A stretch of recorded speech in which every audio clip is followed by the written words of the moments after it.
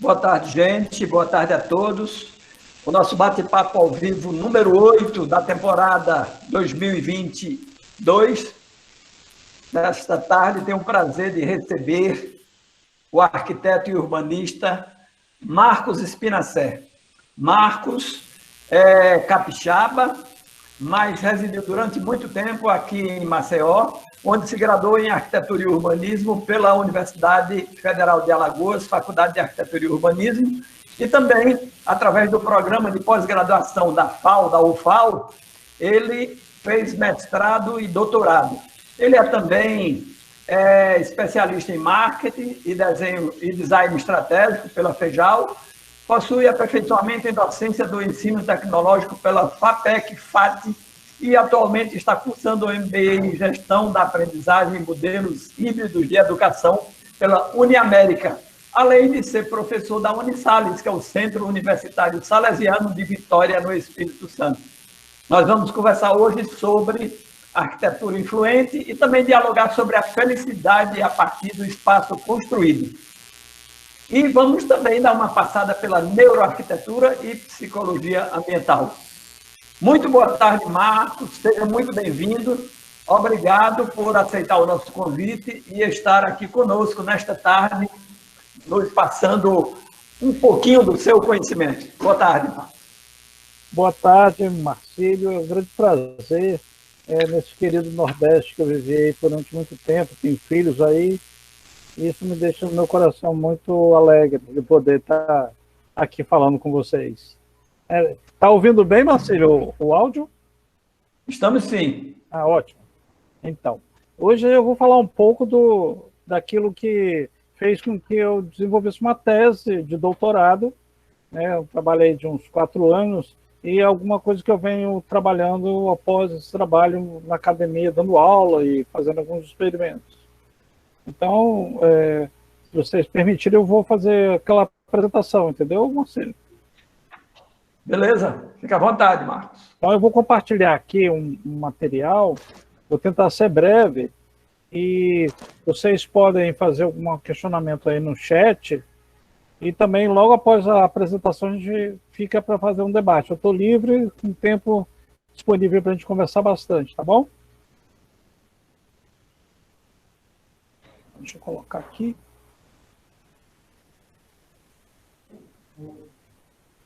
Já está em tela aí? Está começando a aparecer.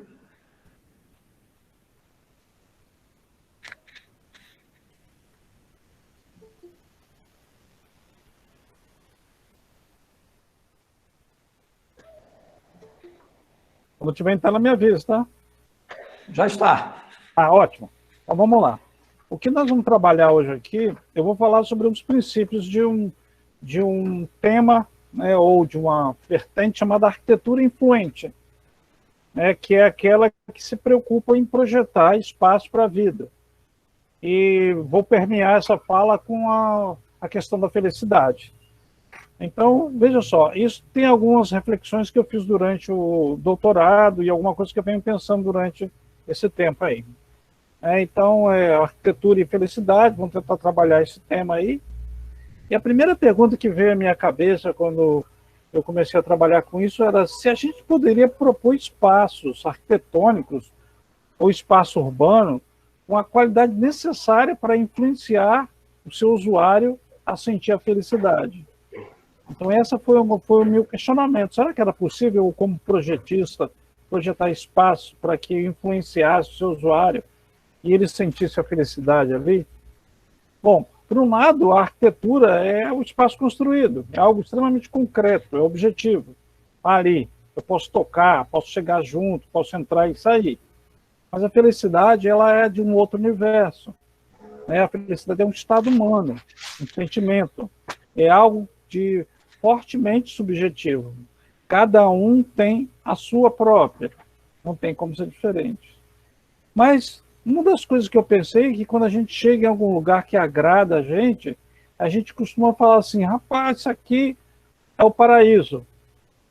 É muito comum que a gente ou pense ou fale isso.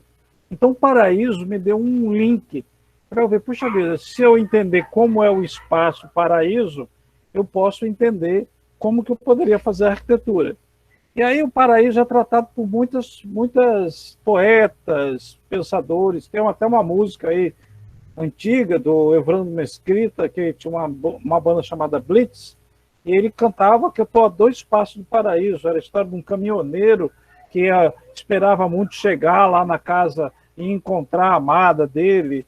Então ele fala, estou a 2 passos do paraíso. Então é notório que nosso imaginário liga o paraíso como um local bom, um local próximo, um local de felicidade, mas é um lugar. Talvez seja um lugar imaginário, mas ele é um local que existe. Sim, mas se o paraíso é um lugar imaginário, como que eu poderia ver esse local? Então eu fui buscar as representações dos artistas sobre o paraíso, que era a única coisa que eu encontrava de espaço que estava ligado com esse sentimento. Mas como seria esse local? E aí eu comecei a estudar. Vi que paraíso também é chamado de Campos Elíseos, né, pelos gregos, Campo Falu pelos egípcios, né? Isso aí é. E aí a gente comecei a pegar as imagens do paraíso. Tem planícies, né?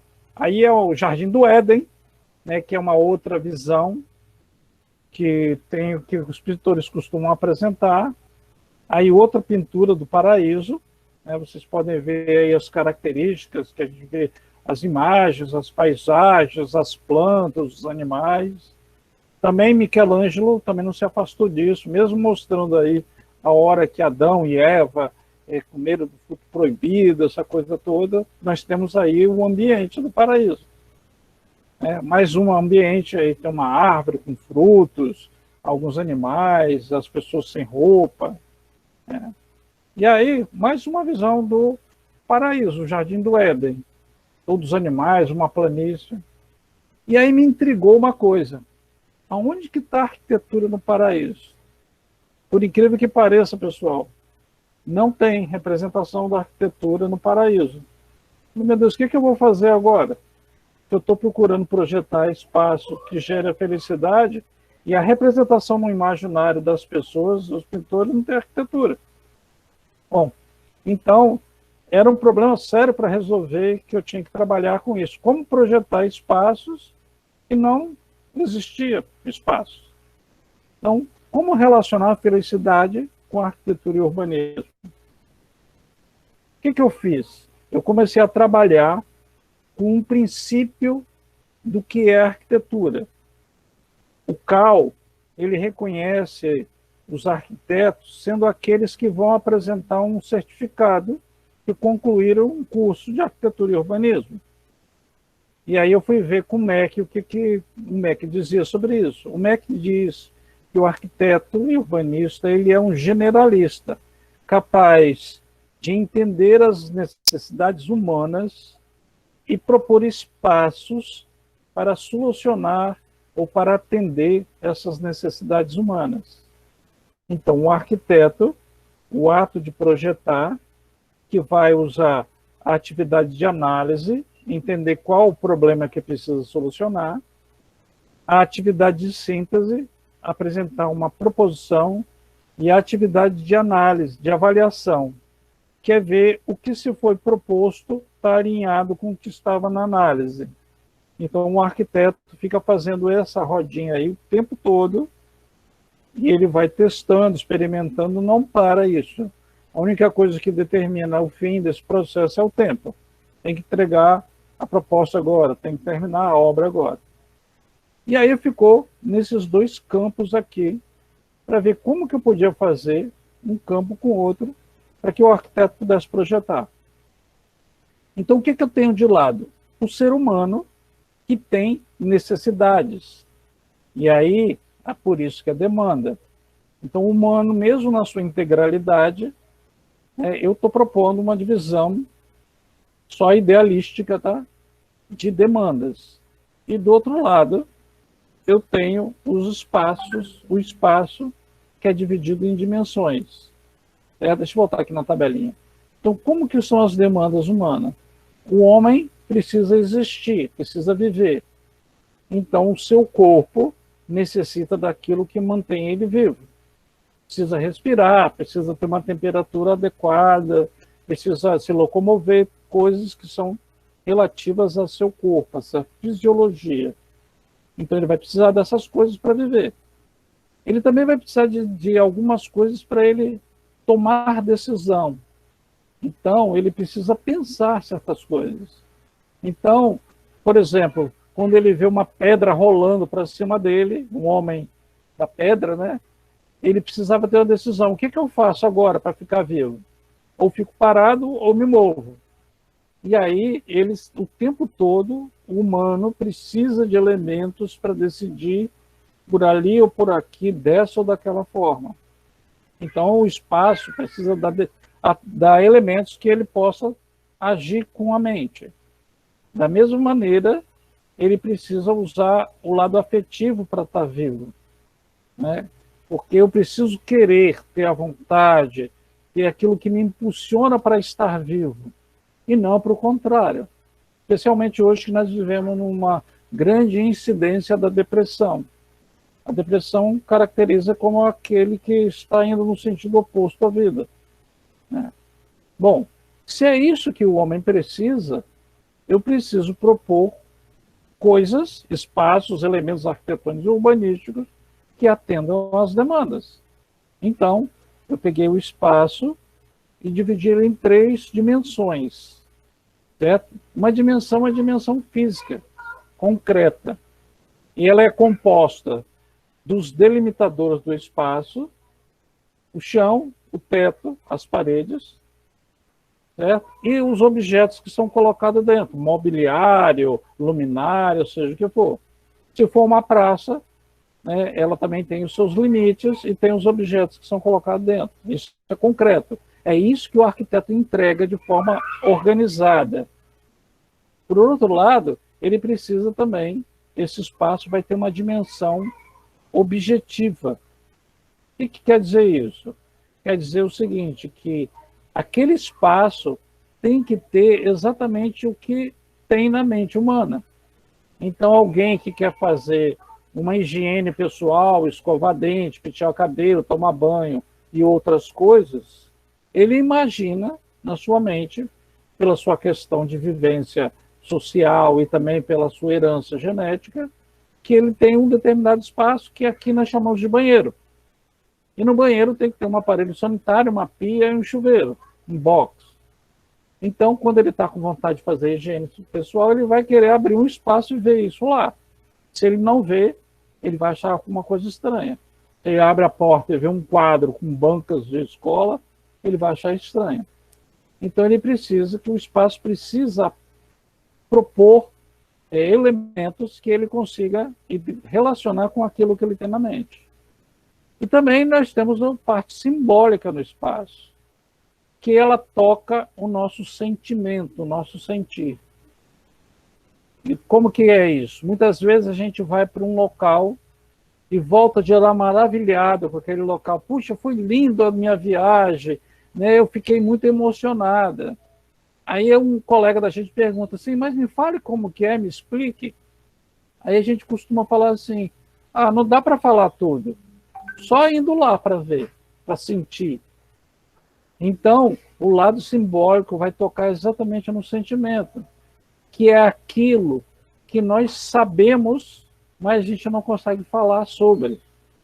Então, o que você sente? Eu não sei, eu só sei que eu sinto. Então, esse lado, mesmo que seja pouco falado, ele existe. Nós sentimos as coisas. Então, eu tentei fazer uma relação da ação e reação. O arquiteto projeta o espaço físico, que tem as características objetivas e simbólicas, e vai afetar, influenciar o corpo, a mente e a parte afetiva, e a afetividade do usuário. Certo? E aí, essa tabela aqui são as relações. Certo? A ação do físico sobre o corpo, certo? Quem é que influencia o corpo humano? A partir da dimensão física, os delimitadores e o que está está ali dentro, o artefato contido. Qual é a reação que o corpo tem diante disso? De usar aquele espaço de forma adequada e de estar ali de forma confortável, para que seu corpo viva, não padeça.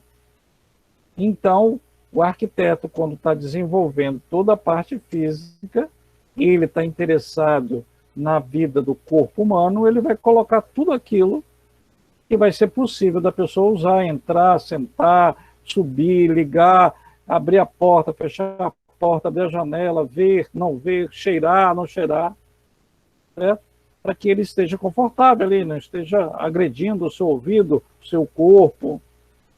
Bom, na outra dimensão, que é um espaço similar ao pensamento, é a dimensão objetivo, ele vai colocar tudo aquilo que é reconhecível pela mente humana. Para quê? Para que o usuário atenda às suas necessidades de decidir. Ou eu vou para o banheiro fazer minha higiene pessoal, ou vou para o quarto dormir. Então, isso tem que estar muito claro, bem explícito, para que o ser humano compreenda, perceba e use adequadamente. Aí eu queria fazer um parênteses aqui. Existe a arquitetura que é imposta e a arquitetura que é tácita. Por exemplo, um arquiteto faz uma escadaria numa praça com um corrimão para que a pessoa, quando for descer ou subir a escada, use o corrimão para apoiar o corpo. Porém, o skatista não vai usar dessa forma. Ele vai usar o corrimão como obstáculo. Certo? Então, o que aconteceu aí? Se o arquiteto entende que aquilo ali vai ter vários usos, ele pode adequar, deixar o corrimão bem lisinho, para que se possa pegar e, ao mesmo tempo, possa escorregar o skate. Ou não. Ou fazer o corrimão de certa maneira que seja impossível da pessoa escorregar ali. Certo? Então, muitas vezes, o arquiteto se acha aquele que sabe de tudo e, dentro da sua tentativa de fazer um mundo melhor, acaba criando, por exemplo, banco de praça, e a pessoa, em vez de sentar nele, vai dormir embaixo porque não tem casa. E aí, muitas vezes, fica aborrecido porque a pessoa está dormindo debaixo do banco. Certo? Então, é porque ele não deu conta de lidar com essa realidade que existe. Então, impõe um banco para sentar. Mas as pessoas vão fazer o uso de acordo com as suas necessidades. Também por isso que muita gente derruba bancos, picha banco, porque às vezes ele não concorda com um banco ali, com a praça ali. Certo? Então tem que tomar um cuidado muito grande. E na outra dimensão, que, como vocês podem ver, ela está subindo da materialidade para a extramaterialidade, cada vez que sobe, sai mais do espaço e vai para o ser humano, é a dimensão simbólica, que vai tocar na parte afetiva. Aqui você vai colocar os elementos que faz com que a pessoa tenha vontade de existir, viver, não o contrário. É por isso que muitas vezes a gente está envolvido com um monte de problema e resolve subir no último andar do edifício e olhar a paisagem, ou ir para a beira da praia e olhar o mar.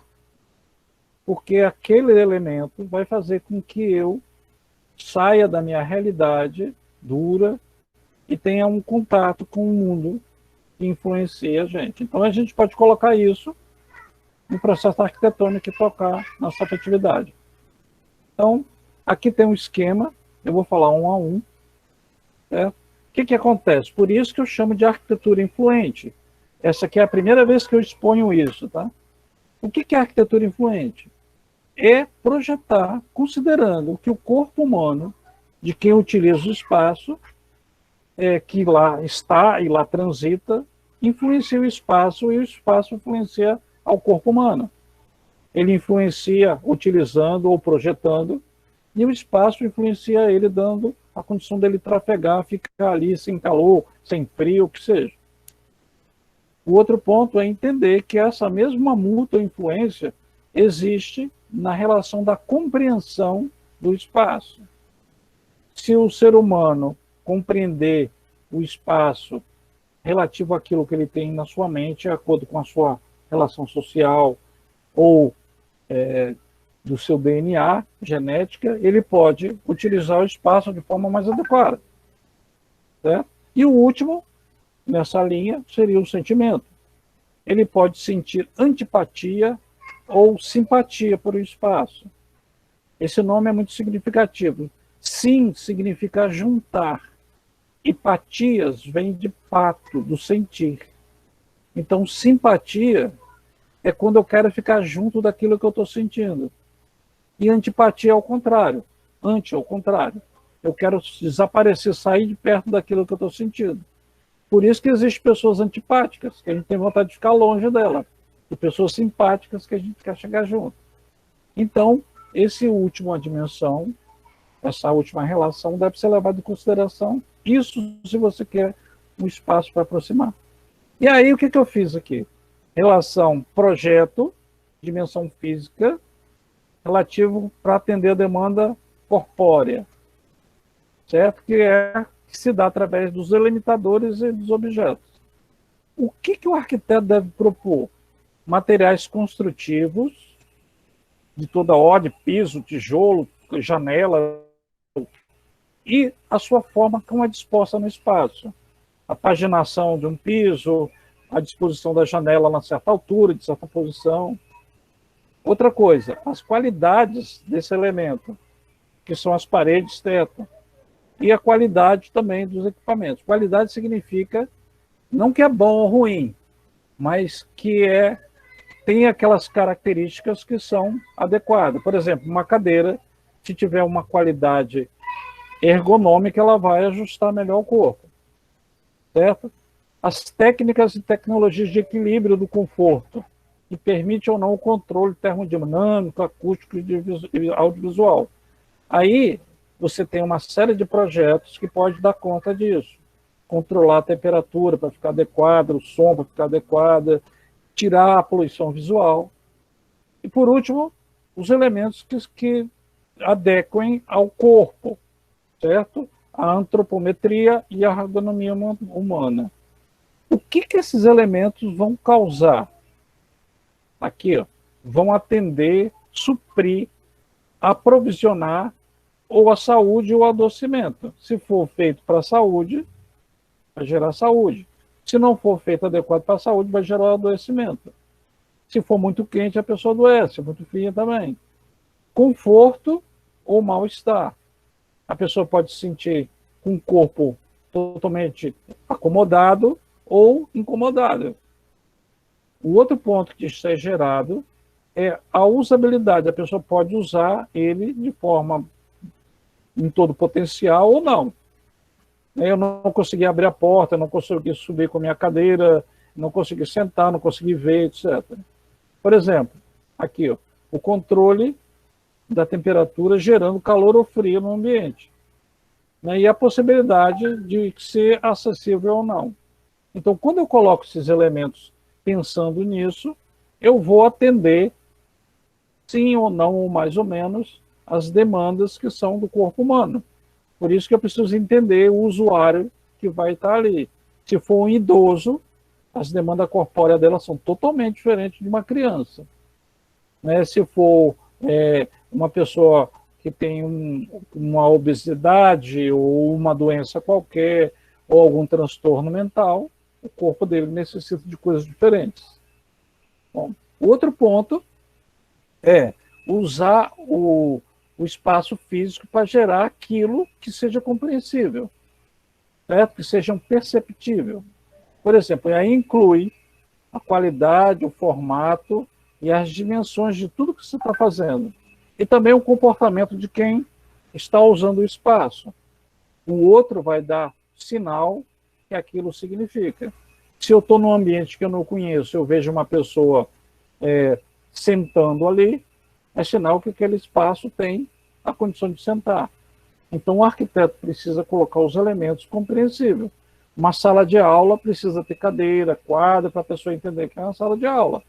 Uma igreja precisa ter toda a sua estrutura para que a pessoa compreenda que ali é um local de devoção a Deus. E não um local de luta boxe, por exemplo. O que vai gerar isso? Como que vai atender a demanda mental? Vai ter o uso adequado pelo usuário, de acordo com o que foi proposto o espaço. Por exemplo, perceber que um determinado cômodo foi construído para dormir e usar ele para dormir, não para fazer outra coisa. Por último, a dimensão simbólica, que essa aqui é a mais complexa, que ela tem a mesma estrutura da dimensão objetiva, porém ela visa sensibilizar afetivamente o indivíduo. Certo? Então, os elementos que você vai colocar lá e o comportamento dos outros seres humanos que tem no ambiente vai gerar o quê? Um sentir. Uma tensão entre simpatia ou antipatia, por exemplo, que eu falei. Então, por exemplo, sentir medo de entrar em algum cômodo do edifício, ou atraído para entrar em uma determinada sala da casa. Certo? Se eu for contratado para fazer um projeto de um trem fantasma, eu tenho que fazer as pessoas terem medo daquilo ali. Certo? Se eu for fazer um projeto para fazer uma igreja, não. Tem que ser um local que aproxime de Deus. Então, eu preciso saber essas necessidades humanas, o que eles precisam sentir ali e trabalhar em cima disso. Certo? Então, como é que funciona?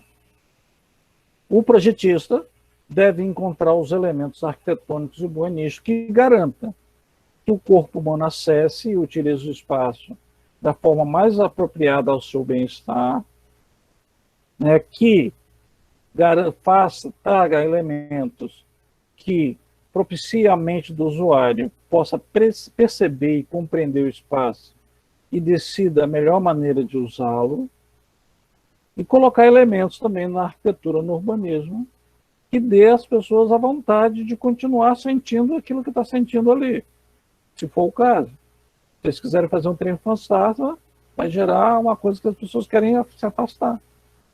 Mas se vocês querem a felicidade, então a pessoa tem que sentir, continuar querer sentindo o que está sentindo ali. Certo? Por exemplo, aqui, ó, cores. Eu coloquei na internet, no Google, em 5 idiomas, português, francês, italiano, alemão, inglês, a palavra felicidade.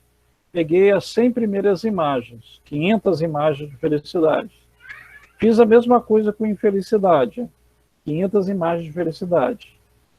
E aí, quando eu comecei a comparar as imagens que as pessoas colocavam espontaneamente sobre felicidade e felicidade na internet, uma das primeiras coisas que eu percebi é que a infelicidade tendia para o preto e branco e a felicidade tendia para o colorido. Ora, se essas imagens foram colocadas naturalmente aí, inconscientemente e também conscientemente, as pessoas associam aos ambientes coloridos a algo mais feliz. E os ambientes preto e branco, aquilo ou mais escuros, com infelicidade. Obviamente que se eu fizer um projeto mais colorido, há uma possibilidade maior de gerar um sentimento da pessoa querer ficar ali, se ela quiser, se ela estiver ligada à felicidade. Se ela quiser estar ligada com a infelicidade, talvez ela vá para um quarto escuro, para algo que está ali.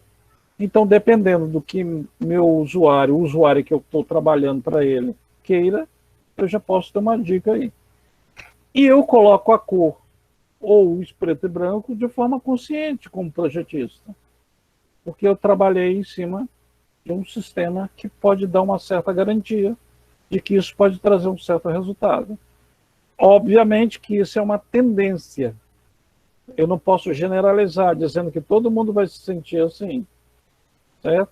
Porque cada um, na sua subjetividade, pode fazer o que quiser. Porém, ele vai acabar concordando que uma coisa tem mais ligação com a felicidade e outra não. Mas eu posso, para ser encrenqueiro, dizer que não. Certo? Então, pessoal, essa aí é uma foto da cidade que eu moro, Vila Velha, está do outro lado dessa Baía de Vitória aí, aqui do lado é Vitória. E colocando aí um texto para a gente fechar. Mesmo que haja indício de que a inclinação para a vida não venha do espaço, isso seja uma coisa do ser humano, não é do espaço, tem a convicção que será ali que ele vai definir a sua felicidade, porque a gente habita no espaço, não tem outro lugar. Então, se existe alguns elementos que têm a potência para causar essa intensidade deste daquele sentimento, certo? Então nós podemos pensar isso de forma sistêmica, que é isso que eu proponho com a arquitetura influente. E se o objetivo é gerar o bem-estar para pessoas que ficam ou transitam no espaço, a gente pode propor isso. Como que isso funciona? Pensando a arquitetura como um bom livro. Não é o tipo da letra, nem o tipo de papel que toca a alma, mas é o conteúdo. No entanto, se não tiver letra nem papel, não você pode tocar o sentimento desse leitor. Dessa experiência da boa leitura, são poucos aqueles que lembram do tipo da letra do papel do livro que leu. Certo? E nessa condição, a letra e o papel são praticamente invisíveis, que vale ao conteúdo. Então, se a gente quer projetar uma arquitetura ou espaço urbano para influenciar os seus usuários, a dimensão física deve ser invisível e predominar o sentimento humano. Olha aqui. Certo? Eu posso estar dentro de um cubo de vidro olhando a paisagem. Eu nem vou me tocar que eu estou dentro do cubo de vidro, se eu estiver lá na temperatura certa, bem sentado, bem acomodado. O que vai me tocar é aquilo que eu estou vendo, o que eu estou me relacionando. Bom, é isso. A felicidade é a nomeação do estado humano propiciado por uma intensidade de sensações que o indivíduo quer continuar sentindo. Então, quando eu quero sentir alguma coisa e quero continuar sentindo aquilo, com certeza eu estou feliz. Beleza? Deixa eu interromper aqui a nossa compartilhamento. E é isso. Eu não sei se consegui, Marcílio, falar contento, mas a ideia é essa.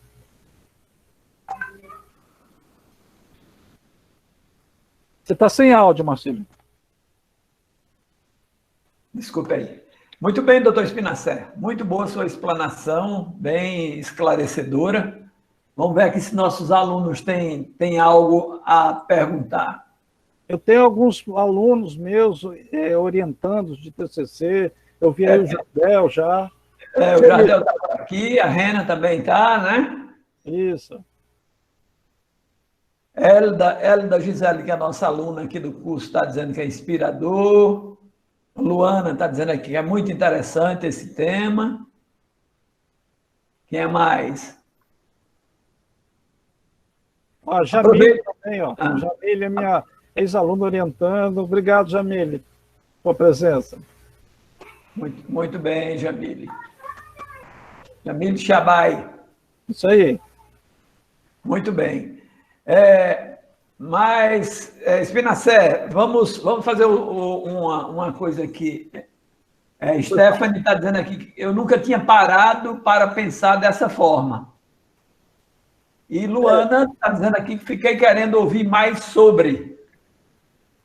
É interessante porque nós somos tão concretos, Marcílio, que a gente acaba se envolvendo tanto em decidir o tipo de material, se o espaço vai cair ou não vai cair, se vai ter essa tubulação ou não.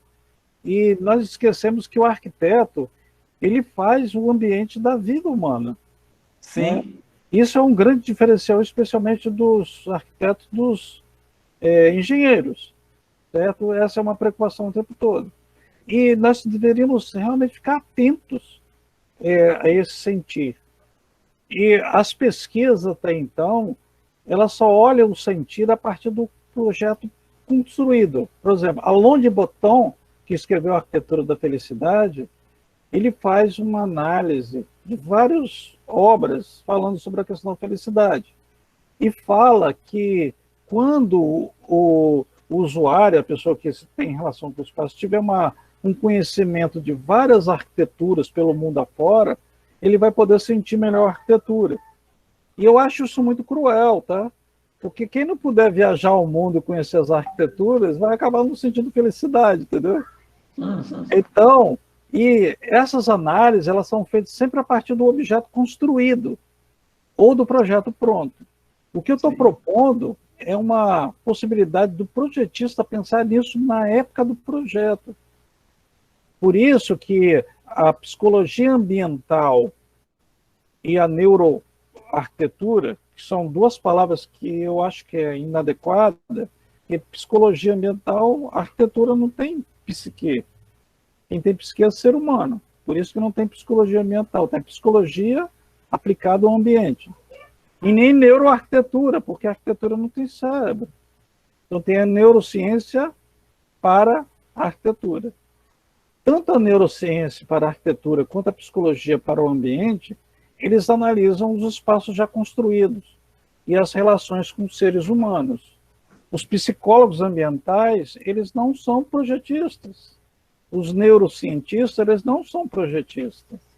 Nós, arquitetos urbanistas, que somos projetistas. Só que não tem nada que fala, projete assim. É isso que eu estou tentando propor com a arquitetura influente. Certo? Escolher isso a partir da identificação do usuário, das suas demandas, o que ele precisa para o seu corpo, o que ele precisa para entender o espaço, o que ele precisa sentir ali. E, a partir disso, encontrar os elementos e propor. Certo? Perfeito. Spinacé, nós estamos vivendo um tempo em que as pessoas estão cada vez mais imediatistas e também ansiosas, né? Isso, para nós arquitetos, é um pouquinho complicado. Há um tempo atrás, as pessoas, quando te pediam para fazer um projeto, você fazia a reunião inicial com o briefing, ia pegar o programa de necessidades e você ficava totalmente à vontade para fazer o projeto. Hoje, quando as pessoas vêm para te pedir um projeto, vem com um calhamaço assim, de papel na mão, que já foi na internet, já pesquisou tudo o que achou interessante e traz para você, entrega na sua mão, querendo que você coloque tudo aquilo dentro do seu projeto. E o pior de tudo isso aí, você não tem tempo com o avanço das tecnologias utilizadas no projeto arquitetônico, as pessoas pensam que nós nos tornamos, assim, autômatos, que tivéssemos um botãozinho, vou projetar agora, aperta aquele botãozinho e o projeto saía pronto. Quando isso não é verdade. Então, isso está cada vez mais dificultando a nossa missão e a nossa função de arquitetos, porque a gente não está tendo tempo nem de respirar. As pessoas querem, entrega hoje, já querem amanhã prontos. E com isso, a gente perde um pouquinho disso que você acabou de apresentar aqui, que é uma arquitetura feita e voltada para atender exatamente aquela necessidade das pessoas que nela vão habitar. Não sei o que é que você pensa e o que você acha sobre esse assunto. Legal, isso aí me dá duas vertentes para falar uma coisa com você. Primeiro, é entender o escritório de arquitetura como uma pizzaria.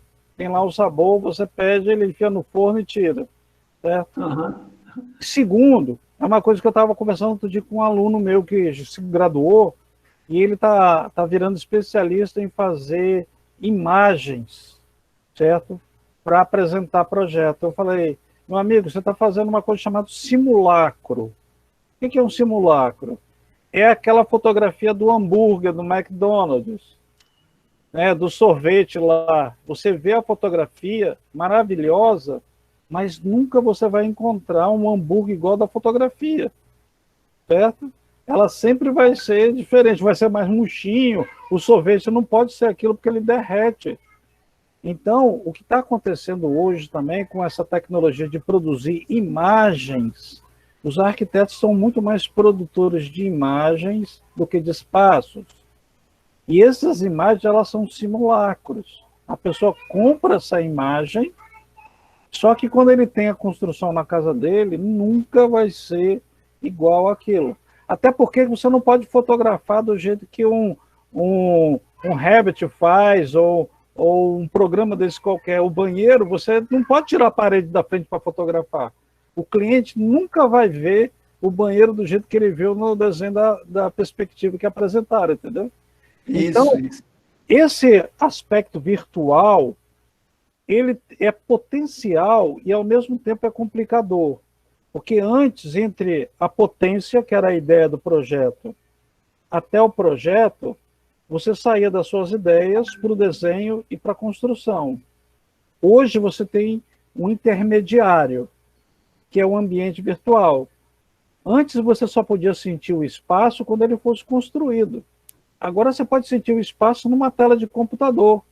Sim. Entendeu, Marcílio?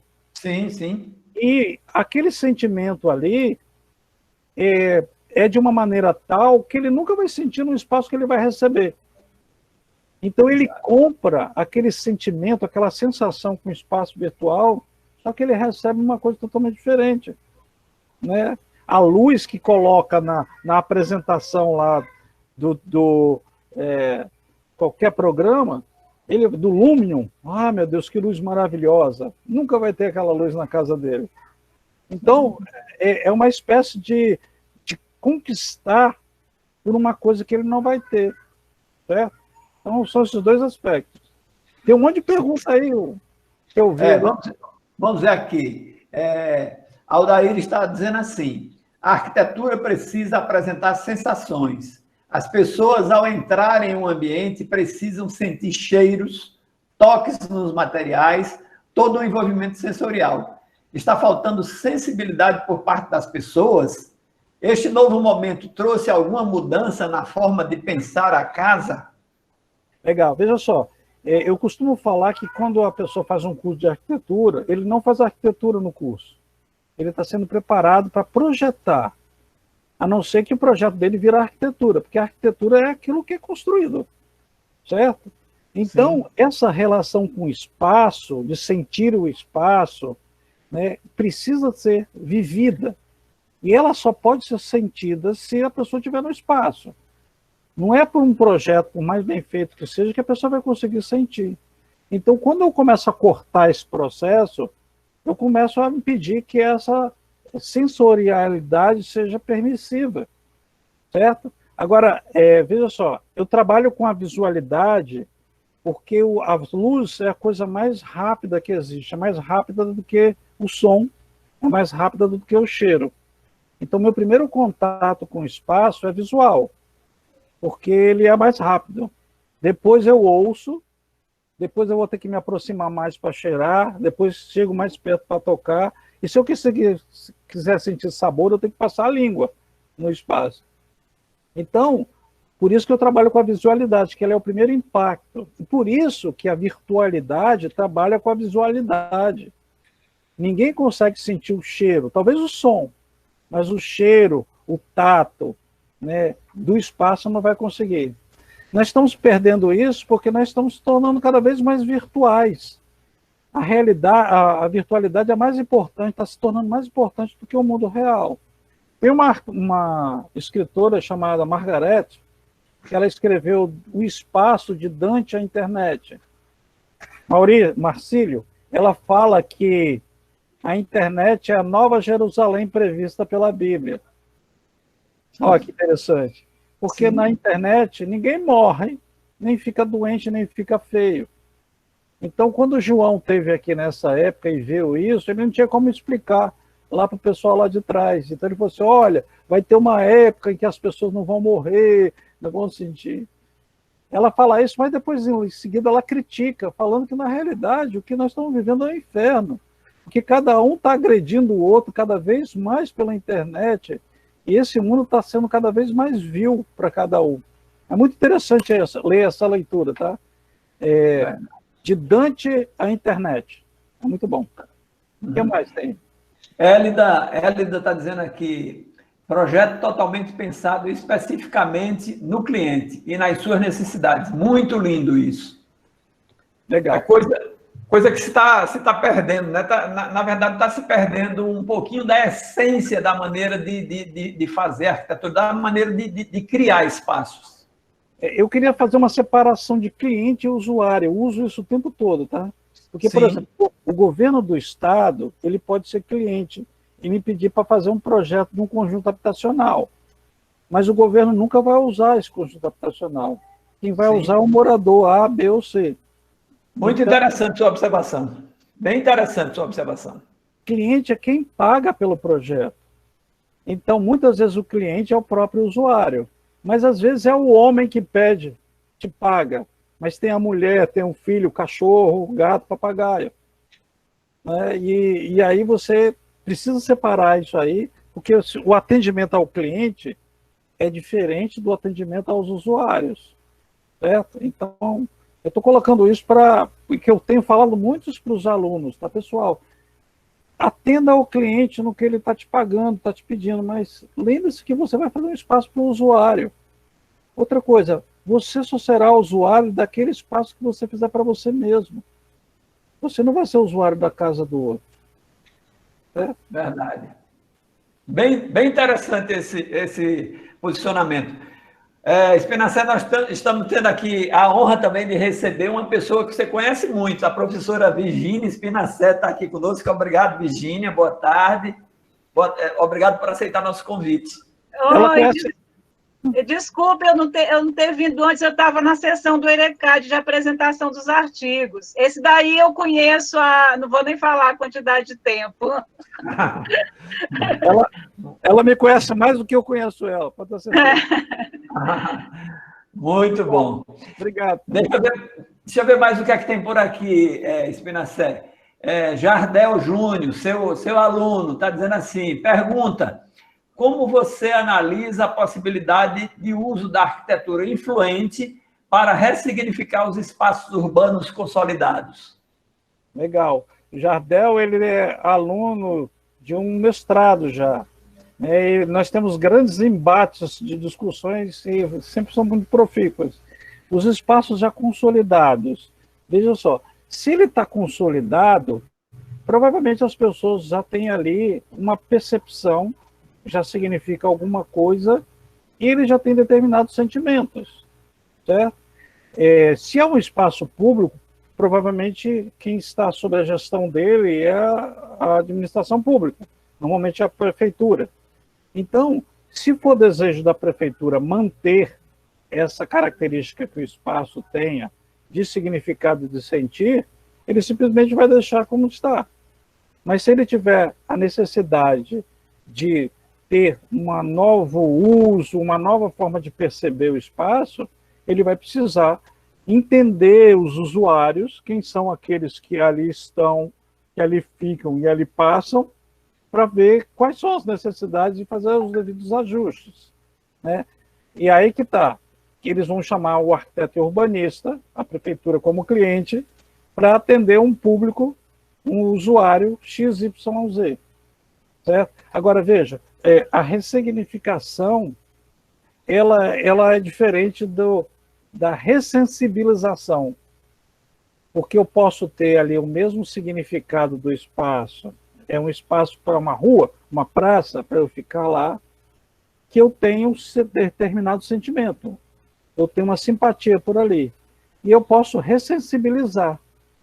Antes eu tinha aversão porque eu tinha medo de ir lá, porque era escuro, poderia ser assaltado, hoje eu tenho vontade de ir. Certo? E aí passa tanto pelas questões mentais, de entender o espaço com as pessoas lá, quanto das questões do sentir. Muito bom. Lida está dizendo aqui, quando você falou em imagens renderizadas, ela está dizendo aqui, meio que o cliente compra a ilusão, né? Com as imagens renderizadas, né? E está dizendo também aqui, está concordando, dizendo que é verdade, muito diferente os termos cliente e usuário. E está agradecendo pelo esclarecimento. Bem interessante mesmo esse posicionamento. Deixa eu ver aqui quem está falando mais. Tem os alunos aqui cumprimentando a professora Virgínia aí, muito querida dos alunos também, a professora Virgínia. Vamos lá, gente, perguntem aí, aproveite que não é toda hora que a gente tem o doutor Spinacé aqui conosco, não, para estar compartilhando conhecimento conosco. Né, Virgínia? Esse trabalho, ela teve um aporte, foi muito difícil, porque a primeira coisa que as pessoas perguntavam, quem não era da universidade, era, mas você tem uma receita de felicidade? E o pessoal da universidade perguntava que felicidade é essa, né? Aí eu falei, meu Deus, o que eu vou fazer? Na realidade, é aquilo que eu falei. Quando você tem maior intensidade de sentir e está querendo ficar naquele sentimento, você está próximo da felicidade. Então, e isso vai fazer com que você queira ficar existindo.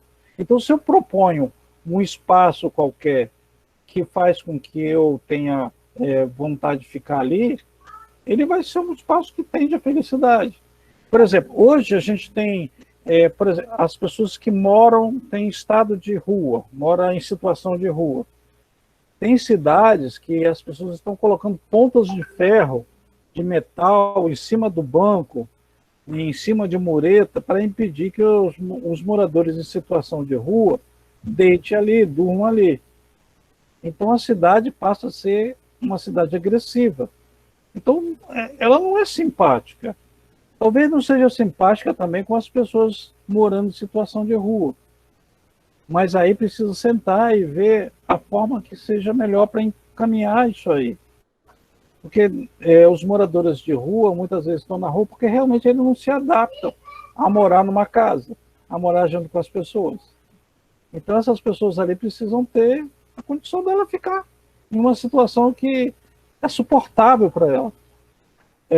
Marcelo, eu tive a Cleidiane, uma aluna de TCC, ela fez uma proposta de abrigo temporário para moradores em situação de rua. Por que ela fez isso? Porque a avó dela era uma moradora em situação de rua. E um dia ela deitou debaixo de um ônibus parado por causa da chuva, dormiu de noite, né? De manhã cedo saíram com o ônibus e a mulher morreu. Então ela tocou profundamente isso. E aí nós começamos a discutir o que nós vamos fazer. Porque se eu fizer uma coisa bacana, a pessoa vai entender que é o melhor lugar de ficar na rua. Né? Mas a gente não pode abandonar a pessoa na rua também, em situação de desagrado, precária ali. Né? Então começamos a pensar e a gente desenvolveu um abrigo de papelão. Né? Muito interessante que ele dobrava e podia levar para onde for, inclusive com espaço para o cachorro ficar junto, tá? Uhum. Que um usuário da casa, da habitação do morador de situação de rua é o cachorro também, tá? E aí a ideia é que aquilo ali não ficasse configurado como algo perene, mas como algo que fosse efêmero. Quando estivesse acabando, a prefeitura ia lá e dava outro para ele, ou recolocava a pessoa em um determinado local. E aí nós começamos a discutir, ela falou, vamos fazer essas casinhas de papelão toda colorida, botar arte. Eu falei, meu Deus, Cleidiane, a gente não pode também tornar estética uma situação que não é muito boa para as pessoas, porque as pessoas vão falar assim, olha, quanta obra de arte que tem ali. Mas dentro dela tem a podridão, entre aspas. Né? Então, era uma forma também de esconder uma coisa que não pode ser escondida. Nós temos que assumir que essa é uma realidade, tanto pela condição financeira quanto pela questão de questão mental mesmo. Tem pessoas que não se adequam a morar em casa. É difícil, tá? Entender a arquitetura a partir do seu usuário é difícil. Uhum. Ô, Espinaci, e esse projeto da casa efêmera do morador de rua, ele evoluiu ou ficou na ideia, expandiu? Como é que foi? Tá, ela tem um projeto todo detalhado que pode ser produzido por qualquer empresa. Nós já tentamos nos candidatar a alguma edital, por exemplo, aqui a Vale, que é aqui do Estado, ela fez um edital para atender a emergência da questão da pandemia. E nós colocamos esse projeto lá, porque está em fase só de executar o protótipo para ver se funciona, para fazer os ajustes, entendeu? Ele já foi desenhado. Ó, a Jamile está dizendo aí que o trabalho dela foi lindo. A Jamile é colega da Cleidiane.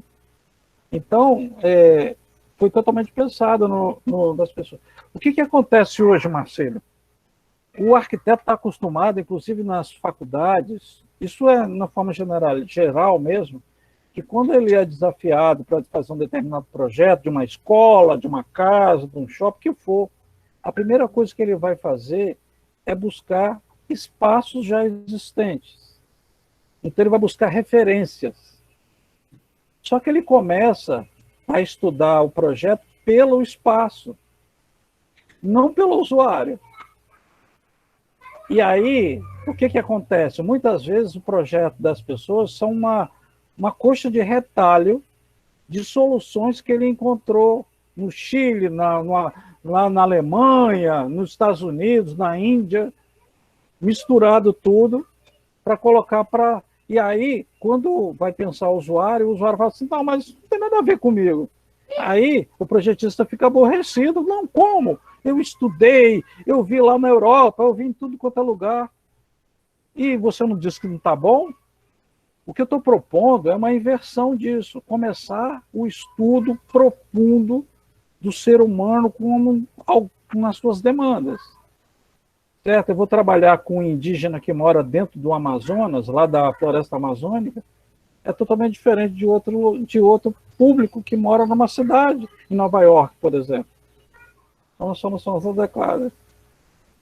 Ó, o Jardel botou um texto bem grande aí, irmão. Vamos lá, deixa eu ler aqui para você. Tá bom. Professor, percebemos que é quase que uma obrigação usar o termo intensidade ou possibilidade para tal sentimento no espaço, visto que cada um tem sua objetividade. Então, a arquitetura influente visa buscar ao máximo a sensação disposta, mas não em sua totalidade. Então, como apresentar a arquitetura influente para um espaço de vários usuários, onde não poderemos atender a todos? A saber que, por exemplo, o cliente queira uma única sensação central para o ambiente. Exemplo, algo feliz, espaço feliz, né? Espaço feliz, alegre, né? Jardel gosta de me colocar na fria, né? Ele, em vez de me ajudar, ele me coloca na fria, tá vendo? Que coisa. Depois eu dou um cascudo nele. É porque ele deve saber que você tem sempre uma solução para os questionamentos dele. Depois eu vou pegar ele e vou dar uns cascudos nele, com essas perguntas dele. Veja só, nós não somos iguais, nós somos semelhantes, certo? Então, Marcílio, mesmo que você seja muito bonito, eu não sou igual a você, mas nós somos semelhantes. A semelhança é aquilo que faz com que eu tenha algo que me aproxime de você. Por exemplo, nós temos orelhas, temos olhos, temos mãos. Mesmo que a minha mão seja totalmente diferente da sua, meu olho também. Mas isso faz com que eu seja um ser semelhante a você, porque eu tenho isomorfias, quer dizer, coisas que tornam a gente parte de algo que se assemelha. Então, o que o Jardel está falando aí é que, realmente, quando a gente projeta um espaço para o sentir, a gente pode falar de uma tendência, porque nem sempre a gente vai encontrar as pessoas que tenham todas essas características e pode ser influenciado diretamente por aquele ou esse sentimento. Porém, a gente vai encontrar uma frequência tal que a gente pode considerar isso como algo coletivo. Obviamente que um ou outro vai dizer, isso não é verdade, eu não penso assim, eu não sinto assim. Especialmente sobre uma coisa chamada dissonância cognitiva, que é uma coisa legal. Muitas vezes a gente vai no shopping e aí compra uma camisa bem cara. E aí alguém fala assim, mas rapaz, você pagou esse valor todinho por essa camisa? E aí a gente começa a dar desculpa. Não, mas é porque ela é vermelha. Não, porque era Dia dos Pais. A gente concorda que pagou caro, foi explorado, só que a gente acha um monte de desculpas para poder justificar aquilo. Isso chama dissonância cognitiva. Então você, a princípio, discorda para você confirmar alguma coisa. Então, muitas vezes você coloca, por exemplo, um espaço colorido e um preto e branco, que um tende para a felicidade e o outro, a pessoa, por muita inteligência, nós somos extremamente inteligentes, fala assim, não, isso não tem nada a ver, para mim o preto e branco é mais felicidade, certo? Por causa da inteligência, ele foi tão inteligente que quer fazer quer encrencar com a história. Mas no primeiro momento ele viu realmente que isso era assim, o colorido tende mais para a felicidade, o preto e branco não. Mas o humano tem essas características, entendeu? Então, quando a gente faz um espaço para a felicidade, a gente vai tentar atender aquilo que é semelhante. Obviamente que, se for igual, só vai ser para um. Porque o conceito de identidade é ser idêntico. Então, nós só temos a identidade do Spinacé sou eu. A identidade do Marcílio é você. Não tem como ser algo diferente disso. Então, o que a gente tenta é uma semelhança. Tornar a ideia do semelhante, certo? Uhum. Beatriz Navarro está perguntando aqui, as formas também influenciam nessa sensação? Não, totalmente. Todos os formatos, eles têm uma relação com uma coisa que a gente chama de esquema mental. Então, por exemplo, quando eu tenho na minha mente cadeira, eu sei que quando eu olhar para algo que tiver um assento, um encosto para as costas, perna, isso vai bater com a minha ideia da cadeira. Só que a minha ideia da cadeira só se consolida com algo que existe. Se não tiver nenhuma cadeira, a minha ideia de cadeira não existe também. Então, para eu poder ativar a mente e ativar o sentir, eu uso os estímulos. E a visão é através da forma. O tato, a forma é tátil. Vai ter altos e baixos, o que for. A forma pelo nariz é o cheiro. A forma, o cheiro de alho, o cheiro do perfume. A forma auditiva é o som, as notas. Então, cada coisa tem sua forma, porque é através dela que é ativado os nossos sentidos e, obviamente, a nossa mente. Sim. Aldair está perguntando aqui, o modo de construir e decorar um ambiente interfere diretamente na maneira como a pessoa vai se comportar? Pô, claro, essa que é a tese que eu defendo. Por exemplo, quando você é uma pessoa de menor poder aquisitivo e vive numa casa pequena, uma casa que tem certas características, e você é convidado para visitar um palacete, você vai se sentir totalmente diferente do que você se sentia na sua casa. Muitas vezes incomodado, porque não vai saber como agir naquele espaço distinto. Então, essa possibilidade já demonstra que existe influência. Por exemplo, nas igrejas, muitas vezes as pessoas entram com uma postura de reverência, porque sabe que ali é um local para devocionar, de fazer uma devoção a Deus. Então, todos os elementos que decoram o ambiente, obviamente, vão influenciar totalmente nisso, porque é aí que materializa aquele sentimento. Perfeito. E Jardel está por aqui de novo. Jardel está perguntando aqui. Quando eu pego ele. Foram precisos. Aí deu uma risadinha aqui. Eu questiono porque ele sempre sabe se posicionar. Conhecimento inacabado. Gratidão, professores. Além de tudo, é puxa-saco, tá vendo? Jardel é uma pessoa muito legal. Ele tem sido um debate, nós temos tido embates muito sérios. Ele fez o TCC dele foi um aplicativo para que as pessoas pudessem informar, colocar em um ambiente online a sua percepção do espaço sobre acessibilidade.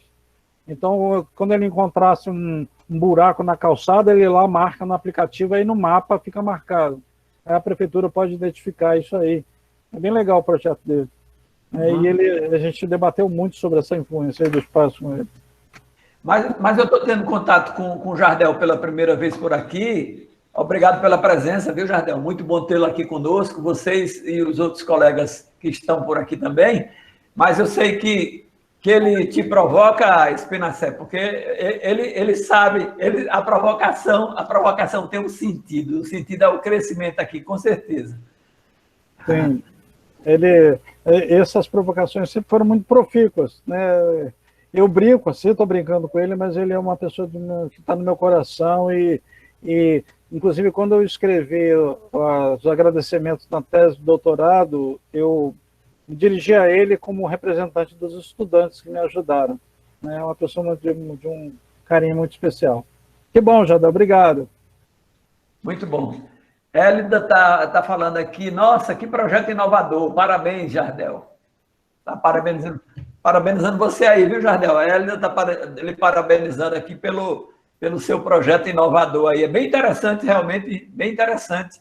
Jardel, se você quiser falar sobre o seu projeto um pouquinho também, sinta-se à vontade, né, Espinacé? Claro.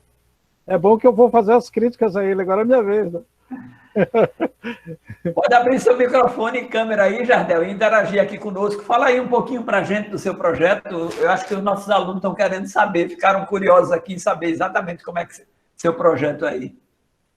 Aqui, a Hélida está confirmando aqui que ficou realmente curiosa em saber. Está dizendo aqui, fala aí, Jardel. Não vai ser ele fala. O problema é se ele começar a falar, ele vai ficar até amanhã falando. Bom, deixa lá. Deixa eu ver se ele aparece. É isso aí. Gente, vocês têm mais alguma pergunta para fazer? Aproveitem.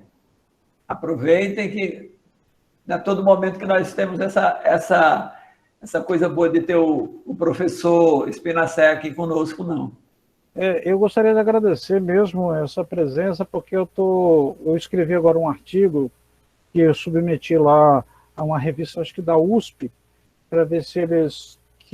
eu tentei transformar a tese num artigo de umas 18 páginas, falando sobre isso que eu estou falando aqui, porque a tese ficou muito densa, né? E eu tinha na banca, meu orientador era um filósofo, tinha um outro filósofo, tinha 2 doutores em arquitetura e um arquiteto doutor em design.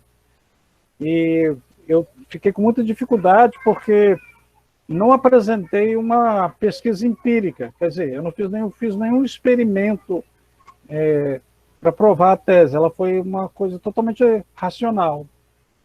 E ela tem a base, por isso que ela é muito densa, tem um aporte filosófico muito fundo, muito profundo. E é difícil conversar sobre ele. Então, eu estou tentando, nesses últimos anos, transformar numa coisa mais acessível e mais ligada à área de projeto mesmo. Então, depois, eu posso, mesmo no Prelo, se vocês quiserem, eu posso compartilhar o artigo que eu escrevi. Ah, que bom. Com certeza vamos colocá-lo em nossa biblioteca com muito carinho. Vai ficar um lugar bem especial na nossa biblioteca. Bem, vocês estão tímidos, não estão perguntando. Virgínia, você quer fazer alguma colocação?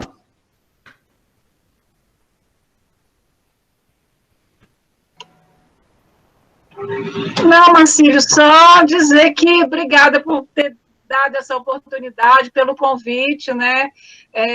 Realmente, quando ele começou a fazer esse trabalho, todo mundo falava que ele era louco, né? Como é que ele ia fazer uma coisa dessa? A gente acompanhou, foi uma batalha muito grande. Ele tinha que viajar, né, de Vitória, no Espírito Santo, para Maceió, para poder ter aula. Foi muita luta. E aí é muito bom a gente ver que esse trabalho pode estar servindo e sendo útil, sendo apresentado. Então, a gente fica muito orgulhoso e tomara que ele consiga muita coisa a mais aí para frente. E muito obrigada pela oportunidade dele ter apresentado isso, né? Marcos é muito estudioso e vai fundo no estudo, né? E é um excelente professor, então, que bom que vocês puderam ter esse momento e obrigada pela oportunidade que deu a ele. Imagina, Virgínia, nós é que agradecemos e agradecemos a você por ter feito essa ponte com o Marcos e agradecer ao Marcos por ter dispensado parte do seu precioso tempo para estar aqui conosco, compartilhando com nossos alunos um pouco do seu saber. Isso é muito bom, é bom para os nossos alunos terem contato com visões diferentes. Ó, Jardel aqui de volta. Jardel está dizendo assim, obrigado, Hélida. No momento está inviável abrir o áudio. Só estou pelo celular e nas mensagens aqui. Todavia, sou grato pelas posições e pelo Espinacé. E em breve, com dicas e experiências do Espina, já chamou aí carinhosamente de Espina, né? Eu possa conversar com vocês em outra oportunidade. mesmo eu sendo tímido. Então, Jardel, sinta-se desde já convidado a estar conosco numa próxima live aqui. Vamos conversar, você pode se organizar aí para você falar aqui sobre o seu aplicativo, né? Vamos falar sobre o aplicativo e mais alguma coisa que você acha interessante. Na verdade, ô Espina? Sim. Ele está pregando o que ele fez e começando os estudos dele em pós-graduação agora na Universidade Federal, aqui do Espírito Santo. Acho que ele vai ter muito sucesso aí nesse campo. Muito bom. Sinta-se desde já convidado. Depois eu vou pegar seu contato, viu, Jardel? Para a gente, desde já está convidado para estar conosco, aqui participando de uma live para os nossos alunos aqui. Hélida está dizendo assim, nós ficamos gratos por ter a oportunidade de receber esse conhecimento. Muito obrigada. Está agradecendo por ter trazido o professor. Muito bom. É verdade, Hélida. Não é todo momento que a gente tem a oportunidade de ter contato com pessoas assim, com a cabeça, com a visão e com o conhecimento do professor Espina, como diz Jardel. A Hélida é aluna do curso que você coordena? A maior parte dos que estão aqui, aliás, todos que estão aqui, a não ser seus convidados e a Virgínia, são alunos do nosso curso de arquitetura aqui, são alunos do 2º ao 6º período de arquitetura. Nosso curso Marcílio, mas tem também a professora Isabel. É a professora Isabel também, é verdade. Ela é psicóloga e ela está aí assistindo também. Obrigada, viu, Isabel? Obrigado por ter lembrado aí, Virgínia. Isabel, por favor, eu sei que você não entrou aqui de graça, não. Abra, por favor, seu microfone, dê seu alô aí, que você... Eu percebi quando você entrou e não estava lembrando que você tinha entrado. Temos a presença aqui também da professora Paula Priston, que é a nossa professora também. Mas, Isabel, pode abrir seu microfonezinho aí e falar, que eu sei que você você está aqui, com certeza, você está fazendo um paralelo bem legal aí você tem dado show nas suas aulas, então fala para nós aí, Isabel. Marcílio, eu estava aqui bem quietinha, colhendo material para o que vão ser as disciplinas, as aulas de psicologia, né? Sim. Eu concordo em gênero, número e grau com Marcos, quando ele fala que não existe psicologia ambiental. Não existe como pensar num sujeito biopsicossocial no ambiente. O sujeito sou eu e o que o ambiente me proporciona, né? Essa é uma das minhas questões e uma das minhas falas quando eu comecei me preparando para essa disciplina. E eu digo, gente, eu não consigo pensar em plantinha com o sistema psicológico para eu trabalhar com ele, não. Eu tenho o universo, né, de materiais, de recursos, de equipamentos, para assegurar para o sujeito que detém a psique, e ele vai se sentir, vai precisar se apresentar e vai querer apresentar os reflexos daquilo tudo, a influência que tudo aquilo traz para ele. Já estou aqui imaginando onde eu vou encontrar o material de Marcos para estudar sobre arquitetura influente, porque, de fato, né, é uma vertente que eu, particularmente, não conhecia dessa forma, mas casa com muito do que eu já penso, né? Não é o ambiente que vai necessariamente determinar, mas, com certeza, ele influencia. A tua pesquisa por imagens foi absolutamente feliz, né? As cores têm toda essa marca, mas a cor não determina. É a minha resposta interna que ecoa. Eu adoro o tempo nublado. Eu sou fã do inverno, e o inverno me deixa feliz. Isso quer dizer que eu sou menos feliz do que todas as outras pessoas? Não, né?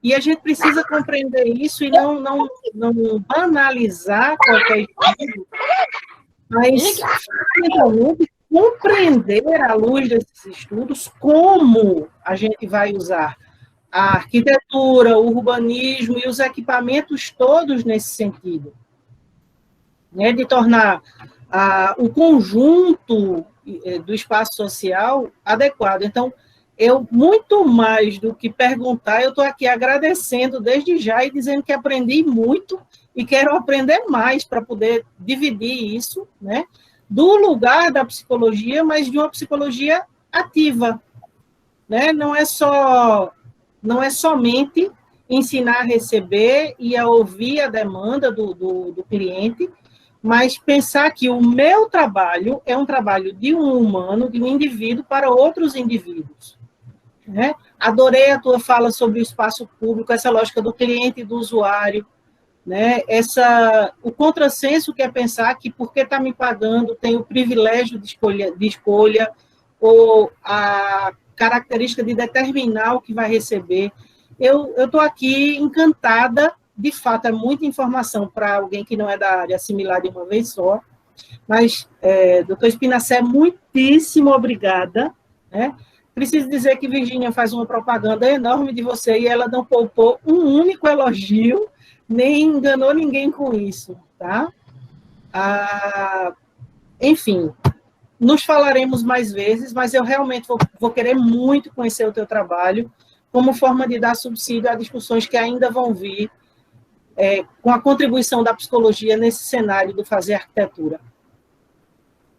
Isabel, muito obrigado pela sua fala, você tocou num ponto-chave. Eu tenho a felicidade de ser casado com uma psicóloga, tá? E ela me ajuda bastante com os conhecimentos dela, tá? E ela tem uma linha da Gestalt e ajuda bastante até por conta disso. Que bom que você falou sobre as cores, tá? Nossa, tem tanta bobagem sobre cores, Isabel. Quando alguém vem me falar comigo que eu vou botar vermelho na minha lanchonete porque abre o apetite, eu tenho perguntado, de onde você tirou isso? Quem te disse isso? Ninguém responde. O que aconteceu foi que teve Israel Pedrosa, escreveu um livro do Psicodinâmica das Cores, na década de 1970, no Rio de Janeiro, fez uma pesquisa com as pessoas de lá, identificou algumas tendências pelas pesquisas que fez. E todo mundo usa esse livro como um cânone universal.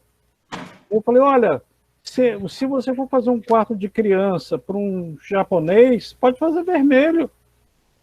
E não vou se incomodar, porque isso faz parte da cultura deles. Pois é. Em compensação, se você colocar o azul, vai ter altos problemas. Então, é o lugar de pensar fora, não é só fora da caixinha, mas contextualizadamente, né? E interdisciplinarmente, mas não misturado, né? Conversas de produção de conhecimento, na verdade. Interface de conhecimento é diferente de vulgarização ou de banalização de algumas informações que, no final, podem criar conceitos comuns, né, replicados indiscriminadamente e sem nenhum lastro, sem nenhum respaldo científico. E aí o que a gente tem? Um trabalho enorme quando está formando o estudante para tirar ele desse lugar de preconcepções. Sim. Né? Aqui não pode ter tal coisa porque é bom, é ruim, a cor estimula, desestimula. Não. Eu brinco muito porque depois que eu estudei semiótica, eu penso o significado das coisas de uma forma completamente diferente. E aí, às vezes, eu me arrepio quando eu escuto algumas coisas e dizem, não, isso é a semiótica da cor. Eu digo, minha gente, a semiótica é minha. Sim. A cor está lá. Né? Então, vamos usar os conceitos no lugar do conceito. Né? Isabel, é interessante você falar da semiótica, porque foi uma coisa que eu entrei nela e saí.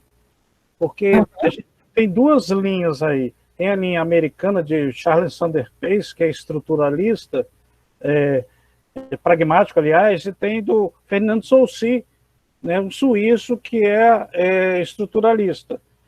Quando eu comecei a estudar as duas linhas, que depois vem uma série de outros, eu descobri que quando eles chegam naquilo que transcende o objeto, eles dizem que eu não vou entrar aí.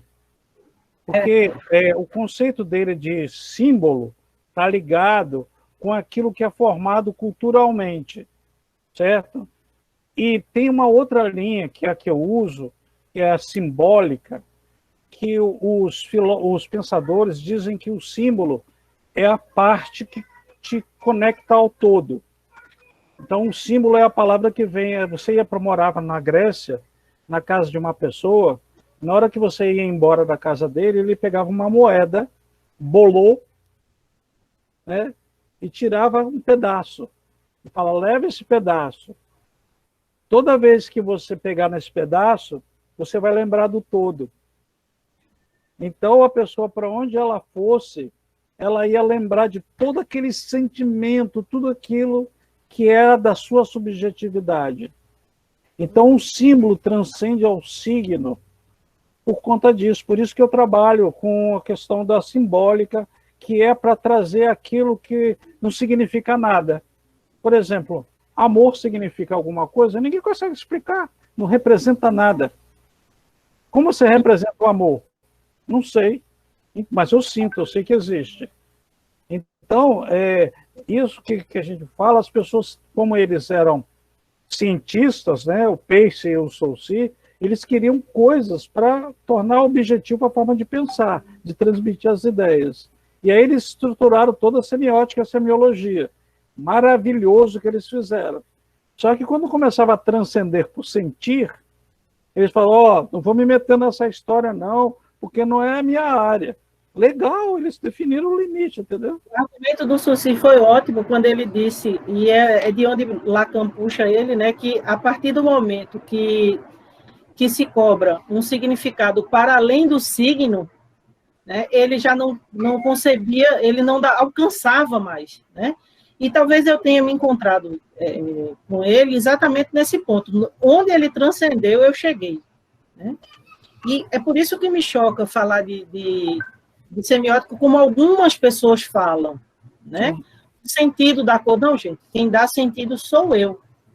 Né? E eu uso sempre esse exemplo personalíssimo. Eu amo o inverno. Eu acho muito elegante a cor cinza, mas isso é meu. Quer dizer que eu sou depressiva, né? Antipática, pensando na sua fala, entendeu? Porque são as cores do... Quer dizer, do que a gente está falando, gente. Né? E, de fato, vai fazer muito sentido trazer essa discussão para um cenário em que o conforto da gente está no virtual maior, aparentemente, né? Ou está virtualizado. No momento que você estava falando, né, do especialista em tridimensionalizar um projeto e achar que está dando conta da minha sensação, é uma redução do potencial imaginativo da gente, tão agressiva, na minha perspectiva, que eu, de fato, chego a questionar a responsabilidade, né, do cientista por trás do técnico, entendeu? Sim. Isso aí, Isabel, é uma coisa que eu falei com esse aluno meu, eu falei assim, olha, mas professor, então quer dizer que eu não vou fazer isso para ganhar minha grana? Eu falei, vai, faça e ganha a tua grana. Só que você não pode ficar bobinho, dizendo que não sabe disso. Então, se você resolveu enganar o outro, fazer um simulacro bem feito, fala, agora eu vou fazer o melhor simulacro do mundo, vou enganar para valer. Você só não pode falar que está fazendo uma coisa e dizer que não é. Então, assuma o seu negócio, rapaz. Se você quer fazer isso, faça direito. Com o ônus e o bônus do teu empreendimento, né? E aí então, isso é próprio de cada lugar, né? Mas muitíssimo obrigada, Marcos. Foi muito bom ouvir você hoje, né? E já me trouxe muita inspiração para o que vai ser o trabalho, inclusive com futuros estudantes aí, né? Eu acho que a gente já tem alguns alunos aí beirando a disciplina de psicologia no curso de arquitetura. Tem coisas interessantes, como, eu não sei se você já ouviu falar de afrodense, de biofilia, biofobia. Isso são tudo coisas interessantes para trabalhar. Tem umas teorias aí que algumas pessoas escreveram, que estão no fundo do baú, ninguém fala delas, porque parece complicado, que ajuda a sua abordagem da psicologia. Mas que bom que você pensa que a psique ela é essencialmente humana, na individualidade, na singularidade do ser. Então, o ambiente não tem psicologia. Pois é. Ele pode influenciar na psicologia. Se eu não estiver lá, ele não vai carregar isso sozinho, né? Eu levo para onde for. Isso aí para mim, você vai arrumar alguns inimigos com conta disso, tá? Porque é muito mais legal você falar. Tranquilo.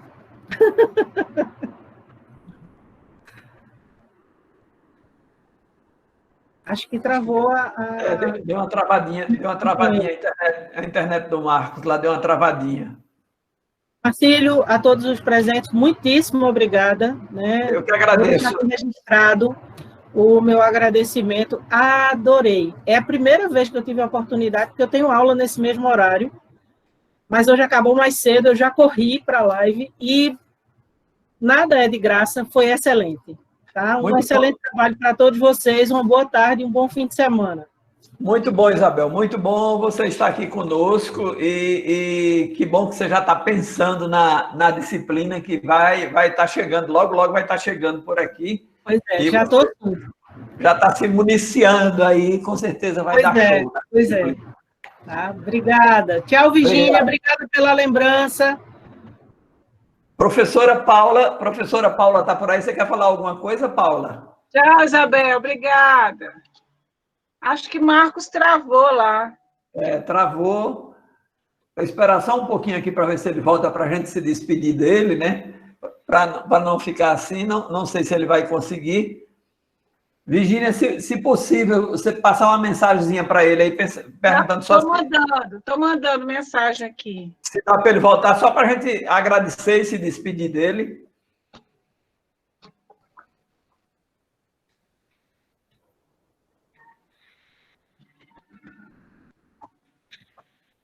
Vamos ver o que deu.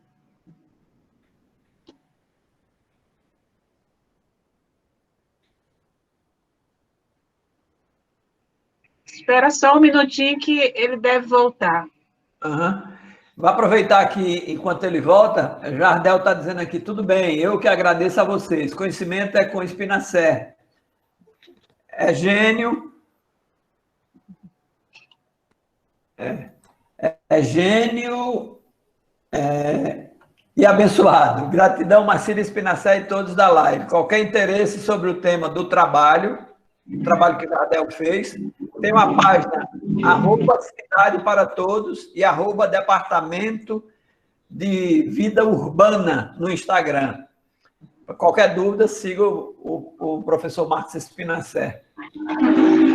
É bom dar uma entradinha lá na página do Jardel também. Jardel já está convidado para estar conosco aqui na primeira oportunidade. Opa!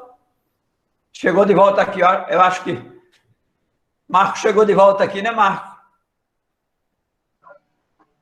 Chegou, voltou. A internet deu uma caidinha, né? Cadê ele? Ele está sem som. Você está com o microfone fechado, Marcos. Isso. Eu estou direto no celular. Deu um problema aqui na internet. Eu peço desculpa. Só para se despedir aí. Eu estava esperando você voltar só para agradecer, Marcos. Muito obrigado. Em nome da nossa presidente Neide Brandão, em nome da nossa diretora acadêmica Adriana Carvalho, e em nome de todos os nossos alunos, em nome do curso de arquitetura da ESGA, nós queremos te agradecer por ter dispensado parte do seu precioso tempo para estar conosco aqui compartilhando conhecimento. Obrigado de coração. Obrigado a vocês. Eu me coloco à disposição na hora que vocês precisarem. Foi muito bom. Muito obrigado.